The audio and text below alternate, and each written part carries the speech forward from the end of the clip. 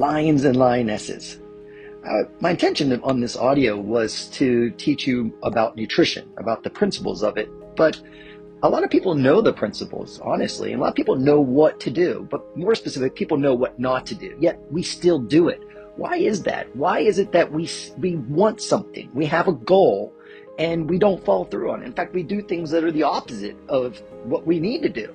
Why is that? Well, over my entire life, I've really battled with this and really just made it my complete obsession of why do some people succeed and other people fail? And what you realize is you start to, you grow up playing sports, and you start to say wow, this person's so good, but on this day they sucked. Like this baseball player who's so awesome, he's one of the best of all time, struck out 5 times in one game. What is the difference? Was he injured? No. But did he eat something bad? No. He's superstitious. He does the same thing every time. And I've seen this with hockey players and football players and fighters. Why can the Muhammad Ali, who's considered the greatest boxer of all time, lose, right? Even though he's better than a person, or beat someone one time and not the other time. But let's just look at it in life. Why do we have good days and bad days? Why do we have days where we are so loving and so kind and understanding, and days where we are not that at all and want to murder somebody, right? I have them. I'm sure you do. If you're human, if you're not human, then that might be different. But it really comes down to not what we do, but who we are. And every person has 2 parts. They have an ego or a personality, who they think they are, and then their true self, their soul, their spirit, who God made them to be. And so one of the things that really changed the way I look at things, because I'm a scientist at heart, and as you become more scientifically driven, what's really true, what's really true, what's really true, you get to this esoteric nature of reality and what I mean by that is you start to realize that there's something beyond the physical. There's something that really is an intelligence that's greater than all of us. Like the Big Bang Theory, for instance. I questioned this when I was in 5th grade, and my teacher got mad at me. I got yelled at. and I said, so there's just a random explosion, and that's why we're all here? I was I don't think it would be random. There has to be something that a higher intelligence that organizes things. Like in nature, you have a seed, then all of a sudden there's the sun, and there's dirt, there's soil, and then it rains, and all of a sudden it sprouts, and there's life. And then it can use all these things of fire, air, water, and earth to create and to live. And then other things eat that, and then they process it, and they excrete it, and then it grows again. It's this incredible cycle of life. And so what causes that? And this isn't going to be a religious talk or anything, but this is just about what's really true. How do we create life on our terms? And if you're listening to this, you're the type of person that will understand. But a lot of people won't even go there. They just call it woo-woo, or just hey, you're crazy. What are you talking about? Life is just this, whatever it is. There is a higher purpose and a greater intelligence to all of this. Because in order to create anything, everything must first begin in the mental plane, in the theater of the mind. So anytime you've ever achieved anything in your life, let's use the body, for instance. We have a body. We are not our bodies. Your body, the way your body looks doesn't really matter if we think about it. It's conditioning of our culture. You watch movies grow up. I grew up watching Arnold Schwarzenegger movies and, Rocky movies. So I see these ripped guys that are, that get all of the rewards in life. And I'm that's what I need to do. If I look like that, then life will be like that. Then I did that, and life was not like that. And then you start to think well, maybe I need to do more of that. I'm just not enough of that. And so you keep reinforcing that you're not enough, and you keep going at things, and you start buying these supplements, you start buying these books and courses, and buying certain clothes to put out a certain image, and all that's bullshit. None of it actually matters, and that's cultural conditioning. We are programmed to believe we're not enough, and we're not enough. There's things that called marketing, and in marketing they'll say, hey, you're not enough, but if you buy this dumb shit, then you're enough. And then you're well, it didn't work. Well, not that's not the purpose, but it didn't work because I'm not enough. I need more of that shit. And so that's really what we're programmed to do. If you just look at it, unbiased, step back. And so we all have 2 parts. We have the lion and the lamb. And how do we know what part we are? We are actually born lions. We are much more powerful. We are capable of so much more. So how do we know if we're connected to that part, to our soul, to our spirit, to our true selves, our higher selves, the person we really are? Or are we connected to the ego, the personality, the part that we were trained to be? And what do I mean by being trained? Well, when you're a child, much like a lamb is a baby sheep. And when a lamb is born, they're slow, they're not fast, they don't have claws, they're not strong. So they live in flocks.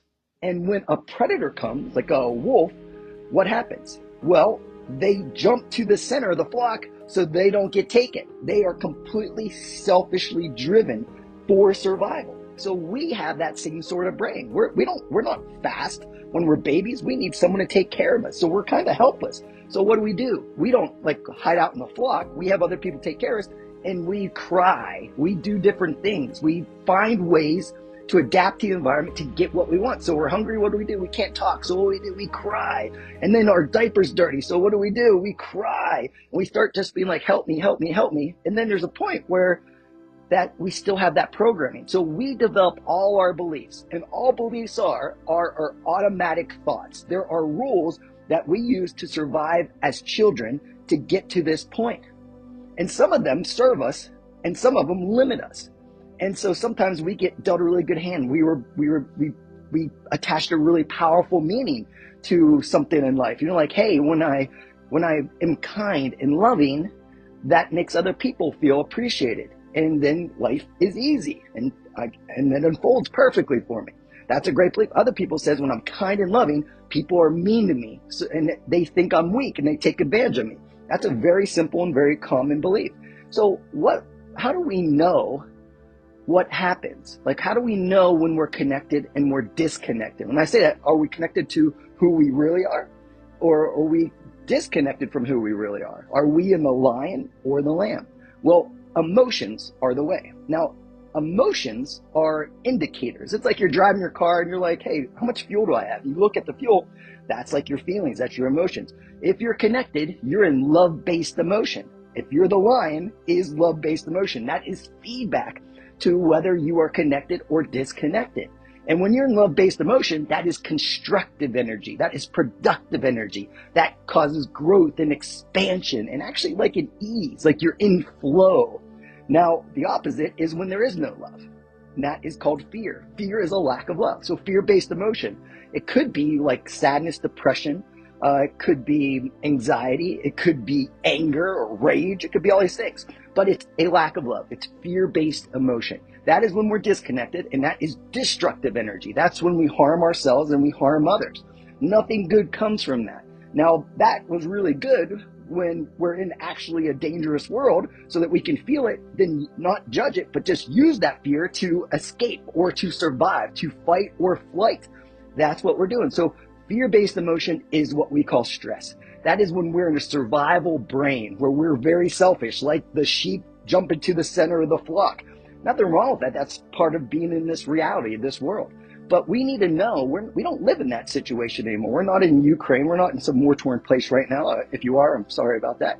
But what we need to do is to be in love-based emotion. And this comes from a guy that's from Pittsburgh, Pennsylvania, that my dad is a pit fighter. I was a pit fighter. To even talk about love was like frowned upon. To even hug somebody was a sign of weakness where I'm from. And so like this has been quite a journey to do that. But just if you're having weird emotions with this, you're having resistance to this talk, it's probably something you really need. And if you agree with it, then you got to ask yourself, am I really living it all the time? Am I aware? Do I have a level of self-awareness or consciousness that lets me know, like I notice when something's off, when I'm not the real me? Because when you're in fear-based emotion, what happens to your body? Well, we judge our bodies, right? And we start to say, it's not the way I want. I'm not enough. I'm not enough. And so when we're in fear-based emotion, we are disconnected from our instincts. So we tend to overeat or not eat and then overeat. And so it creates this, so it's really difficult to stick to a plan. So to achieve anything in life, you only need two things. You need an effective, sustainable plan. And most of the programs out there just aren't sustainable. They require you to train twice a day. They require you to eat very little food. They require you to eat foods or restrict foods that if you travel, it's almost impossible to stick to. It's not that complicated, honestly, when you're connected, because other than an effective, sustainable plan, you need the mindset to carry it through. What is the mindset? It is somewhere in love-based emotion. I can promise you that, because that's when you treat yourself good, you appreciate yourself, your body, all that has been given to you, and all that is possible, and the other people in your life. Because we're not designed to be islands unto ourselves. We're designed to live in a community, much like sheep do, right? Or a pride of lions. It's probably a better example. So if I were to give anyone, if I had a child right now in front of me, and I could teach them one thing, I would teach them this, that you were born a lion or a lioness, but you learned to become a lamb, to live in fear-based emotion because someone lied to you and said you weren't enough. And if everyone just took that one lesson, it would change the world, because it would shift our identity. And our identity is who we believe we are. And who we believe we are controls every aspect of our life. If you're weak, you will act weak. If you believe you're weak, you will act weak. That doesn't mean you're weak. You just believe it. If you believe you're poor and undeserving, you will live a poor and undeserving life. But when you realize that you are a spark of the Creator. What do I mean by that? How do you know if someone's dead or alive? Well, you look at the electrical activity of the heart, the electrical activity of the brain, the ECG and the EEG, and when that's flatlined, there's no electricity coming through the body anymore, the vehicle that we navigate life through, after a certain period of time, they're like, yep, they're gone. And what do you mean they're gone? What's gone? The body's still there, but there's this energy, this consciousness, this electrical charge, this spark of life that's gone. When you have that, that is the gift. That is who you really are. You are that energy. You are that spark of life. And that is like a drop of God. Like if you look at all the different stories over time, and then just look at quantum mechanics and the physics of reality, you start to realize that this is like an electrical universe. Like all of this is this electrical charge. Every living thing has electric in it. Like think of minerals. You're like, this rock is dead. It conducts electricity, like copper or silver or gold. They're great conductors. Like how does your phone work, right? You're probably listening on some phone right now. There's gold components in there. There's silver components in there. There's copper components in there. And that's how that electrical energy charges through the body. Our nervous system is how we conduct electricity. Every cell, you're made of trillions and trillions and trillions of cells. The bigger you are, the more cells you have. The smaller you are, the fewer cells you have. And how do they communicate? They communicate through electricity. So when we have an injury, there's less voltage in an area. There's not communication there. There's less life force there. So I'm sharing this all with you because sometimes we're not getting the results we want with a specific goal. Maybe it's your body, maybe it's your finances, maybe it's your relationships, whatever it is. And we start thinking like, what do I need to do? What do I need to do? What do I need to do? No, it's not that at all. That's where we fail, because then we try harder, we work harder, and then it doesn't work. Maybe it works for a little bit, but it's not sustainable. You have to be more. You have to be who you really are. And that's in a state of love-based emotion. From there, you find the answers. Like when you're in love-based emotion compared to fear-based emotion, the way I always think of it is there is like this internet of God, of the universe, of this infinite intelligence that we can connect to, because our brains and our bodies act as like an antenna that can receive information. That's where hunches come from. And if you want to look at research on this, it's called the Institute of Noetic Sciences, developed by a NASA astronaut, Dr. Edgar Mitchell. Dr. Dean Radin runs that institute right now. He's written many books, and he does the research on this to show these things. And he's been attacked like insanely, even though he's pretty much a genius and just a real scientist. Like he comes in with a blank slate and says like, oh, here's my hypothesis, let's test this. But what is really true? Well, I can tell you very quickly. I'm going to wrap this up in a second here. But what is really true? Well, when you are in love-based emotion, that's where you get great ideas. That is where you're creative. That is where all innovation occurs. Think about that. When you're in fear-based emotion, you become withdrawn. You start to become selfish in a way, right? Because you're in the survival brain. That's a normal, healthy reaction. But that's not where we can serve. That's not where we can create the life on our terms. So if you only took away one thing from this, and I'm not teaching about carbohydrates, fats, and proteins, because it's all there. All the information's there. There's a lot of misinformation. But I'll teach you that a little later. This is the first and most important step to understand this lesson, that you are here to master your emotions. When you master your emotions, you master your actions, because all thoughts or beliefs are automatic thoughts, the software of who you are, that dictates how we feel. That's our feedback. And if we feel fear-based emotion, that means we're disconnected. We need to change what we're focused on, the meanings we attach to things, what we think, or identify the belief and shift it. Or use our bodies and stand, work out, move. That's why you feel so good when you do these things. So thoughts create feelings. The way you feel makes you take certain actions or inactions. And all those actions and inactions is where you're at. Your body and your life is a reflection of your thoughts and your emotions. Identify the negative, fear-based emotions, shift it, and then focus, decide what you want to create, and just keep going through that process. Just feel good, and then make decisions and take actions from that place. And you'll be guided, my friends. All right, just remember this. You are not your feelings. Feelings are not facts. They are feedback. And when you don't judge yourself based off those things, you have an advantage that most people do not. Most people are slaves. They are prisoners to their emotions. And they think life happens to them and not for them. Take one belief at a time, one day at a time. Put yourself in state. Use your daily training as the daily discipline, the daily ritual to connect to that lion has summoned that part of you. Command and demand it. And the more you do it, at first it's difficult. The more repetition you do it, the more it becomes automatic. And then you're doing this 6 days a week, maybe 7 for some of you, a lot of you. And you down the road, 3, 4, 5, 6 months down the road, you just start to wake up that way.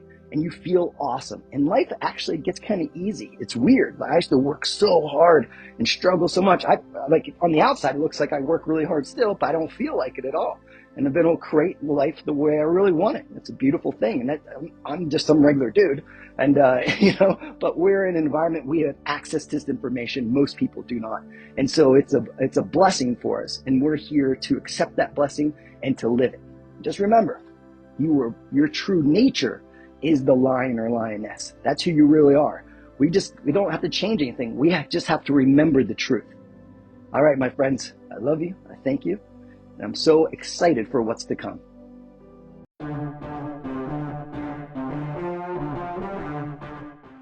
You tap into the real you, but you have to retrain yourself. The way you retrain yourself is you wake your ass up in the morning and you say, I am here for a reason and a purpose. And it's bigger than my moods.